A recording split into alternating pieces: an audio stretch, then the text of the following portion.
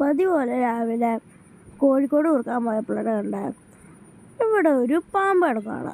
ആ പാമ്പ് 2 പൂവൻകോഴീനെ കണ്ടിട്ട് അനങ്ങാൻ പറ്റാണ്ട് അതിൻ്റെ ഉള്ളിൽ കിടക്കും കേട്ടോ.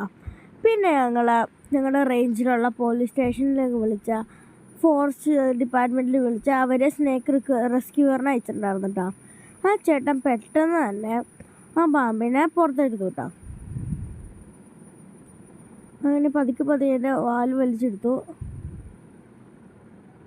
അത് ആ ചേട്ടൻ പറഞ്ഞത് അത് അത് കക്കാൻ നോക്കുമായിരുന്നു കേട്ടോ. അപ്പോൾ കക്കാൻ നോക്കുവാണെന്നാണ് പറഞ്ഞത്. പതുക്കെ വായൊക്കെ തുറന്നവിടെ കിടക്കണ്ടായിരുന്നു.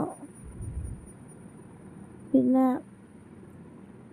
കുറേ കാര്യം പിന്നെ അതിനെ പതുക്കെ കൂട്ടിലോട്ട് കയറ്റിയിടാ ചേട്ടൻ. ഓടാൻ നോക്കണ്ടായിരുന്നു. കാരണം അതിൻ്റെ വായി പിടിച്ചിട്ട് അതിൻ്റെ ചാക്ക് പിടിച്ച് കൊടുത്തു കേട്ടോ. അപ്പോൾ തന്നെ ആ ചേട്ടൻ ചാക്കിലിട്ടൊക്കെ കെട്ടി ആ പാമ്പിനെ ആ ചേട്ടൻ ഓട്ടോറിക്ഷയിൽ കയറ്റി കൊണ്ടുപോയി കേട്ടോ. അത് അതിൻ്റെ ഉള്ളിൽ കിടന്ന് ഇങ്ങനെ അനക്കുണ്ടായിരുന്നു. പിന്നെ ഫോർമാലിറ്റീസിന് വേണ്ടി ഞങ്ങൾ ഒരു പേപ്പറിൽ അഡ്രസ്സൊക്കെ എഴുതി കൊടുത്തു. ആ ചേട്ടൻ അത് ഓട്ടോറിക്ഷയിൽ കയറ്റി കൊണ്ടുവന്ന് മറ്റേ ചേട്ടൻ ടാറ്റാ.